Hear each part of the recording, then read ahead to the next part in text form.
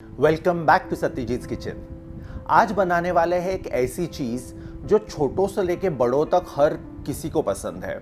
Generally हम उसे बाहर ही जाके ऑर्डर करते हैं क्योंकि हमें ऐसा लगता है कि घर में इसे कैसे बनाएं, ये तो बहुत मुश्किल है, या फिर वो जो बाहर वाला टेक्सचर है वो घर में नहीं आता है, इसलिए हम उसे बनाते नहीं घर में। लेकिन आज यहाँ पे देखेंगे वो चीज़ कैसे बनती है।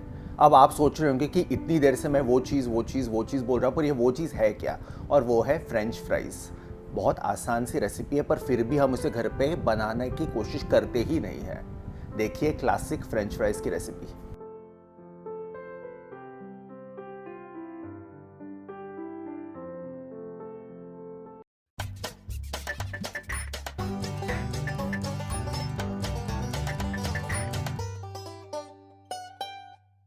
फ्रेंच फ्राइज बनाना शुरू करते हैं। उसके लिए लेंगे अच्छे बड़े आलू। साइड से उसे थोड़ा कट कर दीजिए ताकि आपको काटने के लिए बेस मिल जाए। बहुत ज़्यादा पतले या बहुत ज़्यादा मोटे नहीं, मीडियम साइज के स्ट्रिप्स करने हैं। अब जनरली आप जब बाहर भी फ्रेंच फ्राइज खाते हैं तो ऐसे नहीं कि her French fries same shape की और सेम साइज़ की रहती है, तो आप उसका टेंशन मत लीजिए। तो हमारे आलू कट करके हो गए हैं। अब फ्रेंच फ्राइज बनाने के लिए सबसे इम्पॉर्टेंट एक स्टेप है, वो है कि कटे हुए आलूओं को ठंडे पानी में धो के लेना, क्योंकि इसका जो ये एक्सेस स्टार्च है वो निकलना बहुत ज़रूरी है, और अगर वो ना निकले तो आपके फ्रेंच फ्राइज करारे नहीं बनेंगे।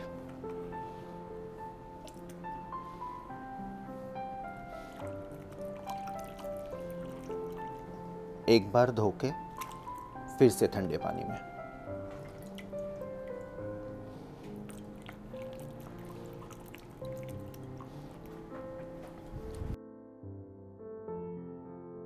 जनरली जब फ्रेंच फ्राइज बनते हैं तो उन्हें पार बॉईल या पार फ्राई करना बहुत ज़रूरी है। जो बाज़ार में हम खाते हैं वो जनरली पार फ्राई किए हुए रहते हैं। आज हम वही बनाने की कोशिश करेंगे। तो पार फ्राई करने से पहले इसमें से जो एक्सेस मॉइस्चर है वो निकालना ज़रूरी है। आप कोई भी एक क्लीन कपड़ा या किचन नैपकिन लेके उसके ऊपर का एक्सेस जो पानी है उसे ऑब्जॉर्ब कर लीजिए।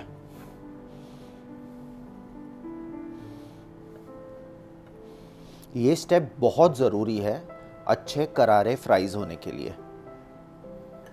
साइमल्टेनियसली यहाँ पे मैंने कढ़ाई में ऑयल रखा है गर्म होने के लिए। पूरा मॉइस्चर निकालने के बाद ये मेरे फ्रेंच फ्राइज़ के जो आलू है वो तैयार है। ऑयल हमारा डिसेंटली गर्म हुआ है। ये फ्राइज़ को हम इसके अंदर ऐड कर देंगे। Depending on the size of the कढ़ाई आप पोटैटोज़ को इसके अंदर ऐड कीजिए। अब इसे हमें पूरी तरह से कुक नहीं करना है, इसे सिर्फ आप 30 सेकंड के लिए अभी फ्राई कीजिए।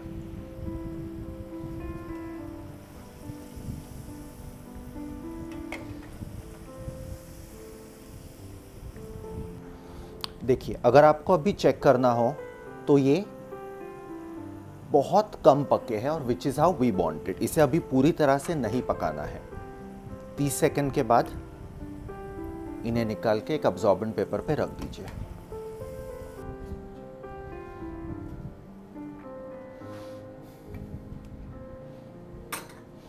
और हमारा नेक्स्ट बैच भी फ्राई कर लेंगे।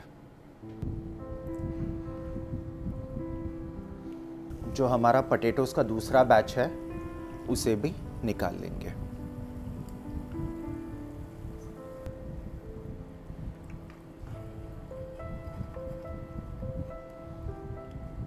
तो हमारे आलू पार फ्राई हो गए।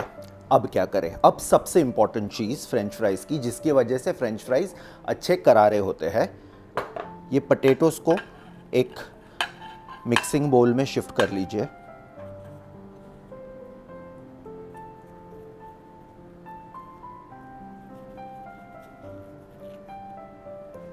और इसके ऊपर 1.5 से 2 चम्मच कॉर्नफ्लावर डस्ट कीजिए।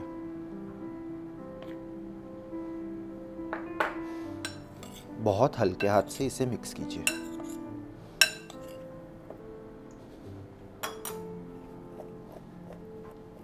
मे बी थोड़ा और।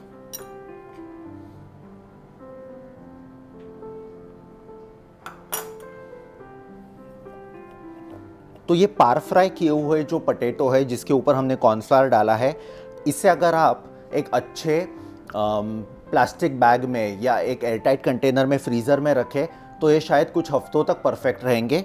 उसके बाद आपको जब भी बनाना है उसे निकालिए और डीप फ्राई कीजिए। लेकिन अभी मैं इसे एटलीस्ट आधे घंटे के लिए फ्रीज़र में रखूँगा, फ्रिज में नहीं, फ्रीज़र में, जिसकी वजह से ये बाद में फ्राई करने के लिए आसानी होगी। सो आधा घंटा ऑलमोस्ट इन पोटैटो के पीसेस को कॉर्नफ्लावर लगाने के बाद हमने फ्रीज़र में रखा था और अभी मैं इसे डीप फ्राई करूँगा एक बार फिर से।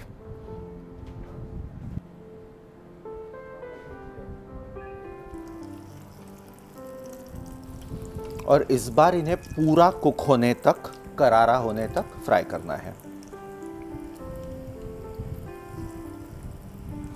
जब तक ये हो रहा है, फ्रेंच फ्राइज के साथ सर्व करने के लिए एक मज़े मज़े का सॉस बनाते हैं।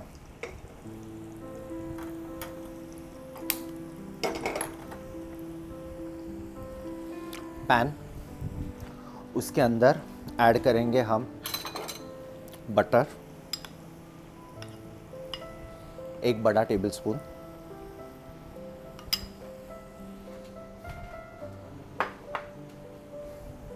हमने 1 टेबलस्पून बटर मिलाया था, 1 टेबलस्पून कॉर्नफ्लावर,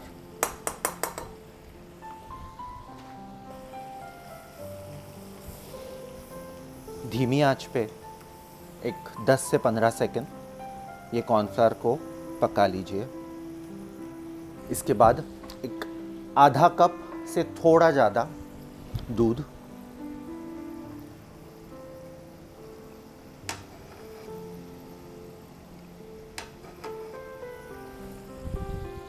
उसी के साथ वाइट पेपर पाउडर,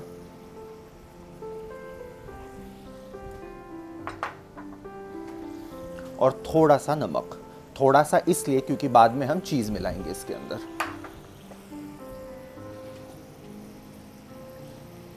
वैसे फ्रेंच फ्राइज़ को आप केचप के साथ भी सर्व कर सकते हैं, पर ये सॉस मुझे पसंद है इसलिए मैंने सोचा क्यों ना आपके साथ शेयर कर लूँ। आई थिंक थोड़ा और दूध चल जाएगा।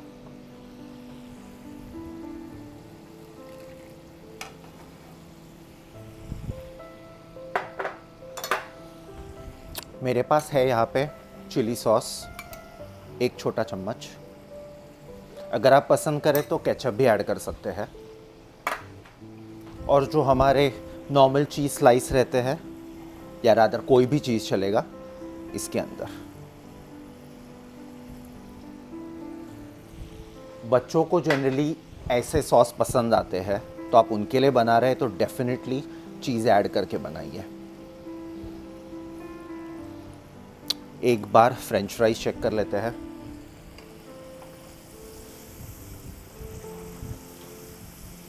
और गोल्डन ब्राउन होना ज़रूरी है।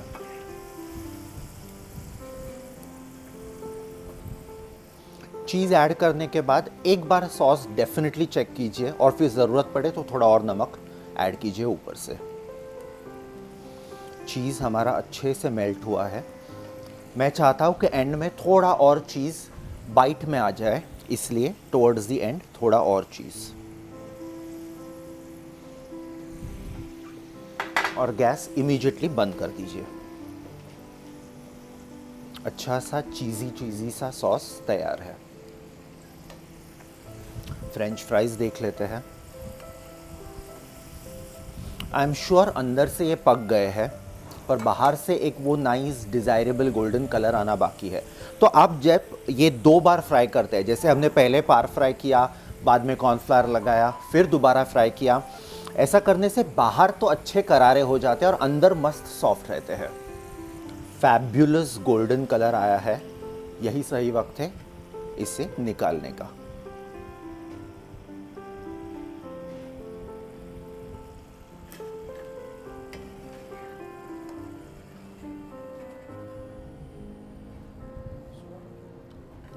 जो हमारा दूसरा बैच था उसे भी फ्राई कर लेंगे।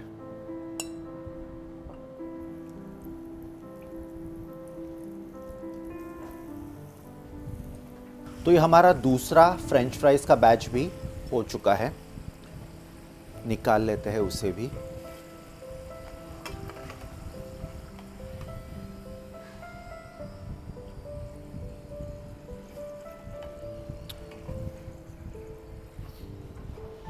अब तक कोई सीजनिंग पर से हमने किया नहीं है, नमक बिल्कुल नहीं ऐड किया है, इसलिए इसे एक बार मिक्स कर लेंगे।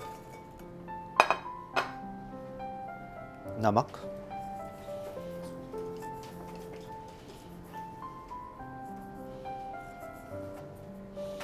थोड़ा सा व्हाइट पेपर पाउडर,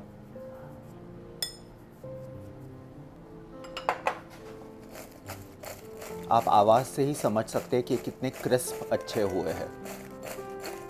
बिल्कुल वक्त ज़ाया मत कीजिए, इमीडिएटली सर्व कीजिए, क्योंकि अगर ये ठंडे हो गए तो फिर तो सौगी हो जाएंगे, फिर खाने का कोई मज़ा नहीं। हमने जो सॉस बनाया था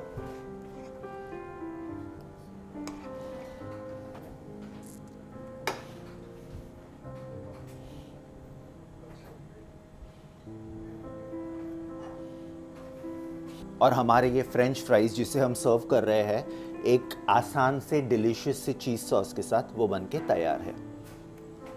तो बनके तैयार है मेरे ये करारे से फ्रेंच फ्राइज चीज़ सॉस के साथ। अगली बार जब फ्रेंच फ्राइज खाने का मन करे तो बाहर जाके खाने की ज़रूरत नहीं, क्योंकि वो बाहर वाले अमेजिंग से फ्रेंच फ्राइज आप घर पे बना सकते हैं। और मैं ये नहीं कहूँगा कि इस बार ये नहीं कहूँगा कि बनाने के बाद सबको खिलाइए, क्योंकि चीज़ ही ऐसी है जिसमें कोई टाइम वेस्ट नहीं करेगा, बनने के बाद इमीडिएटली अटैक करेंगे और ख़त्म कर देंगे।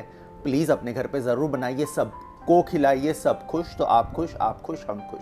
अगली बार फिर से मिलेंगे एक इंटरेस्टिंग रेसिपी के साथ। Until than happy cooking.